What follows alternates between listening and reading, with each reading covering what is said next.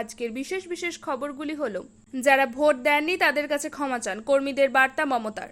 বাংলাদেশের অসহায়তায় কেউ এই বাংলার দরজায় এলে ফেরাবো না, যে কোনো সময় পতন হবে মোদী সরকার। 21-এর মঞ্চে কি ধরনের বিস্ফোরক মন্তব্য মমতা। শুভেন্দুর নাম না করে নিশানা করলেন অভিষেক। 21-এর মঞ্চ থেকে কি বার্তা দিলেন। টিএমসির মেগা সমাবেশের আগে কলকাতায় লক্ষাধিক লোক জড়ো হয়েছে। উতাল বাংলাদেশ, চ্যাংরাবান্ধা মোহিতপুর হয়ে ভারতে ফিরছেন মেডিকেল পড়ুয়ারা। এবারে আসছি বিস্তারিত খবরে। শুভেন্দুর নাম না করে নিশানা করলেন অভিষেক। 21-এর মঞ্চ থেকে কি বার্তা দিলেন। সবকা সাথ সবকা বিকাশ নিয়ে কি বলেছিলেন, এমনকি সংখ্যালঘু মোর্চা নিয়ে যে মন্তব্য করেছিলেন শুভেন্দু, তাতে দলের অন্তরে সমালোচিত হতে হয় তাকে। কয়েকদিন আগে বিজেপির নির্বাচনী পর্যালোচনা বৈঠক থেকে শুভেন্দু মুসলিমদের নিয়ে বিতর্কিত মন্তব্য করেছিলেন। আজ তৃণমূল কংগ্রেসের 21শে জুলাই কাতারে কাতারে মানুষ ভিড় করছেন শহর কলকাতার ধর্মতলা প্রাণকেন্দ্রে। আর এই হাই ভোল্টেজ সমাবেশ হচ্ছে 2024 সালে লোকসভা নির্বাচনে ব্যাপক সাফল্য পাওয়ার পর। লোকসভা নির্বাচনের ফলাফল ঘোষণার পর বিধানসভার উপনির্বাচনের ফলাফলও ঘোষণা হয়। সেখানে বিজেপি 4-0 হয়ে হেরে যায়। তখন থেকে বিরোধী দলনেতা শুভেন্দু অধিকারীর বক্তব্য নানা বিতর্ক দেখা দেয়। বিশেষ করে যারা ভোট দিয়েছেন এবং যারা দেননি তা নিয়ে মত প্রকাশ করে দ্বন্দ্বে কোণঠাসা হন শুভেন্দু। আর এবার নাম না করে শুভেন্দু অধিকারীকে 21-এর মঞ্চ থেকে খোঁচা দিলেন তৃণমূল কংগ্রেসের সর্বভারতীয় সাধারণ সম্পাদক অভিষেক বন্দ্যোপাধ্যায়।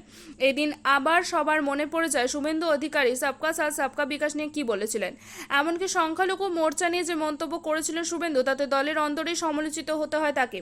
সেখানে আজ রবিবার 21শে জুলাই শহীদ সমাবেশ থেকে অভিষেক বন্দ্যোপাধ্যায় বলেন, যারা আমাদের ভোট দিয়েছেন আমরা তাদের জন্য কাজ করতে বদ্ধপরিকর, আর যারা আমাদের ভোট দেননি আমরা তাদের জন্য কাজ করতে বদ্ধপরিকর।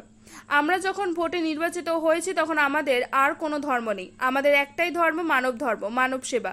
কিন্তু ঠিক বিপরীত কথা বলেছিলেন শুভেন্দু। উত্তাল বাংলাদেশ, চ্যাংরাবান্ধা মোহিতপুর হয়ে ভারতে ফিরছেন মেডিকেল পড়ুয়ারা।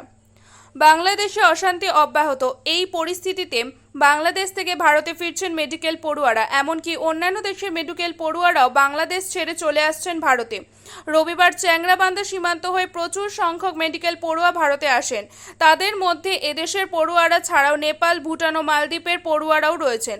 পাশাপাশি মালদার মোহিতপুর সীমান্ত দিয়েও পড়ুয়ারা ফিরে আসছেন ভারতে। তাদের মধ্যে অধিকাংশই এদেশের নাগরিক হলেও নেপাল ও ভুটান, মালদ্বীপের বাসিন্দাও রয়েছেন বলে জানা গিয়েছে। চ্যাংরাবান্ধা সীমান্ত থেকে যাতে পড়ুয়ারা সুষ্ঠুভাবে নিজ নিজ গন্তব্যের উদ্দেশ্যে রওনা দিতে পারেন তার জন্য স্পেশাল 10টি বাস চালানোর সিদ্ধান্ত নিয়েছে উত্তরবঙ্গ রাষ্ট্রীয় পরিবহন নিগম বা এনবিএসটিসি। এই বিষয়ে এনবিএসটিসির চেয়ারম্যান পার্থপ্রতিম রায় বলেন, আগামী বেশ কিছুদিন চ্যাংরাবান্ধা থেকে শিলিগুড়ির বাসস্ট্যান্ড ও বাগডোগরা বিমানবন্দর পর্যন্ত এই বাসগুলি যাতায়াত করবে। একই সঙ্গে কোচবিহার জেলা প্রশাসন জানাচ্ছে, রবিবার বাংলাদেশ থেকে ভারতে এসেছেন মোট 550 জন পড়ুয়া। তাদের মধ্যে ভারতীয় নাগরিক 338 জন, এছাড়া নেপালের 186 জন, ভুটানের 25 জন ও মালদ্বীপের 1 জন নাগরিক এদিন বাংলাদেশ থেকে আসেন। বাংলাদেশের রংপুর ও ময়মনসিংহ মেডিকেল কলেজ থেকে পড়ুয়ারা এসেছেন চ্যাংরাবান্ধা সীমান্তে। তবে এদিন চিকিৎসার প্রয়োজনে আরও 28 জন বাংলাদেশের নাগরিকও ভারতে এসেছেন। যারা ভোট দেননি তাদের কাছে ক্ষমা চান, কর্মীদের বার্তা মমতার। দলে কোনো ঔদ্ধত্য তিনি বরদাস্ত করবেন না। নেতা থেকে কর্মী সকলকে মানুষের পাশে থাকতে হবে, মানুষের জন্য কাজ করতে হবে।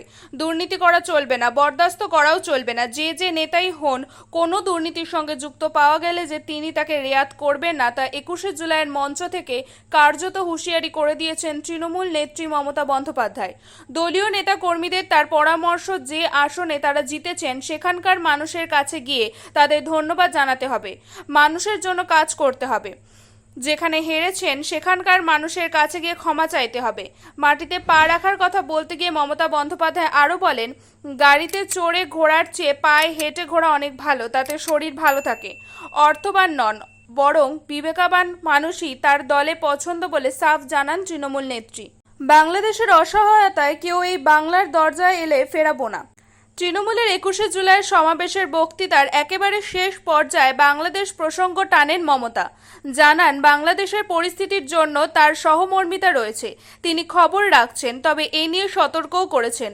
রবিবার ধর্মতলা 21শে জুলাইয়ের সভা থেকে বাংলাদেশ প্রসঙ্গে কথা বলেন তিনি, তবে জানান এ বিষয়ে বেশি কিছু করতে পারবেন না, কারণ বাংলাদেশ একটি স্বতন্ত্র দেশ।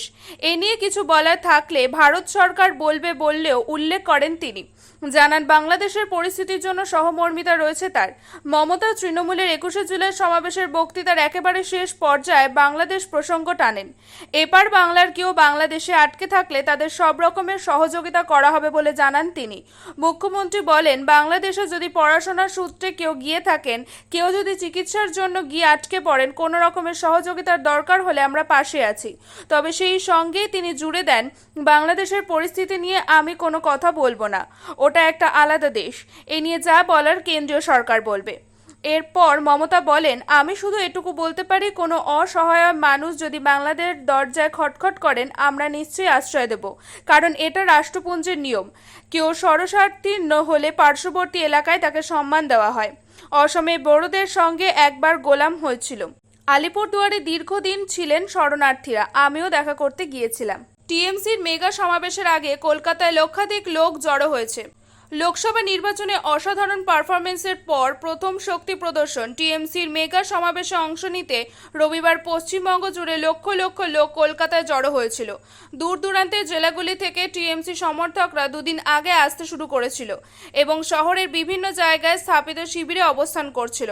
সমাবেশ থেকে মুখ্যমন্ত্রী মমতা বন্দ্যোপাধ্যায় জাতীয় স্তরে দলের ব্লুপ্রিন্টের রূপরেখা দেখবেন বলে আশা করা হচ্ছে। টিএমসির নেতারা জানিয়েছেন, সমাজবাদী পার্টির প্রধান অখিলেশ যাদবও সমাবেশ ভাষণ দেবেন। 21শে জুলাই শহীদ দিবসের সমাবেশ আমাদের হৃদয়ে একটি বিশেষ স্থান রাখে। আমরা এই দিনটি আমাদের শহীদদের উৎসর্গ করছি। আমাদের দলের সুপ্রিমো মমতা বন্দ্যোপাধ্যায় যেমন বলেছিলেন, এই বছর আমরা এই জনসভাটি লোকসভা নির্বাচনে আমাদের জয়ের জন্য উৎসর্গ করব। এক্সে মমতা বন্দ্যোপাধ্যায় শনিবার বলেছিলেন, বাংলার ইতিহাসে 21শে জুলাই রক্তে ভেজা দিন। 1993 সালের এই দিনে সিপিআই এর দমনমূলক শাসনের দ্বারা নির্মমভাবে 13 জন জীবন কেড়ে নিয়েছিল। আমি এই দিনে আমার 13 জন সহযোদ্ধাকে হারিয়েছিলাম নিপীড়নের বিরুদ্ধে আমার যুদ্ধে। যে কোনো সময় পতন হবে মোদী সরকারের। 21-এর মঞ্চে এই ধরনের বিস্ফোরক মন্তব্য মমতা। সমাজবাদী পার্টির নেতা তথা লোকসভা ভোটে ইউপিতে বিজেপিকে পরাস্ত করা অখিলেশ যাদবের উপস্থিতি এবার দিদির 21শে জুলাইয়ের মঞ্চ আরও বাড়িয়ে দেয়। বৃষ্টির মধ্যে বক্তৃতা দিতে উঠে অখিলেশ যাদবকে উদ্দেশ্য করে মমতা বন্দ্যোপাধ্যায় বলেন, উত্তরপ্রদেশে তুমি যে খেলাটা খেলেছো তাতে বিজেপি পুরো কিস্তিমাত হয়ে গিয়েছে। বিজেপির উচিত এমন ফলের পর ওখানে পদত্যাগ করা। তুমি একটু অপেক্ষা করতে হবে, এই যা। আমি তোমার সঙ্গে পুরোপুরি একমত। কেন্দ্রে এনডিএ সরকার গড়েছে কেন্দ্রীয় এজেন্সির অপব্যবহার করে। তুমি এনডিএ সরকার একেবারেই স্থায়ী নয়। যে কোনো দিন প্রধানমন্ত্রী নরেন্দ্র মোদী সরকারের পতন হবে। যথেষ্ট হয়েছে। এদিন ধর্মতলায় ভিক্টোরিয়া হাউসের সামনে সভায় দলের 21শে জুলাই মঞ্চে দলের কর্মীদের উদ্দেশ্যে মমতা বার্তা দিলেন, যারা আমাদের ভোট দেননি তাদের কাছে ক্ষমা চান। সঙ্গে দিদির দলের কর্মীদের বলেন, বড় গাড়ির চেয়ে হেঁটে বা সাইকেলে যাতায়াত করুন। মমতা বলেন, দলে বিত্তবান লোক চাই না, চাই বিবেকবান লোক, কারণ টাকা পয়সা আসে আবারও চলে যায়।